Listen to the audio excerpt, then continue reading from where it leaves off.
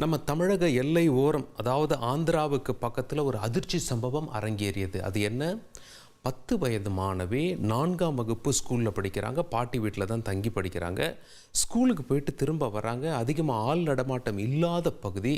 அந்த நேரத்தில் ஒரு கயவன் அந்த பகுதிக்கு வந்து அந்த ஸ்கூல் படிக்கும் மாணவியை அப்படியே தூக்கி சென்று விட்டான். எங்கே?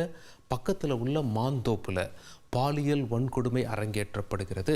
வீட்டுக்கு திரும்பி வந்த சிறுமி தன்னுடைய தாத்தா பாட்டி கிட்ட இதை சொல்ல உடனடியாக மருத்துவமனைக்கு கூட்டிகிட்டு போனாங்க. பிறகு போலீஸுக்கு தகவல் சொல்லப்பட்டது. போலீஸ் எல்லாம் சம்பவம் நடந்த இடத்துக்கு வந்துட்டாங்க. அந்த பகீர் சிசிடிவி காட்சிகள் இதை பாருங்கள், அந்த ஸ்க்ரீனில் தெரியுதா?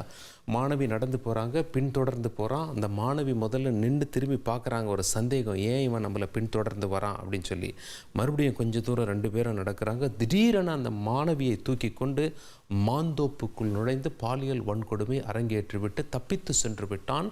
அந்த சிசிடிவி காட்சிகளை பார்த்து விடுவோம்.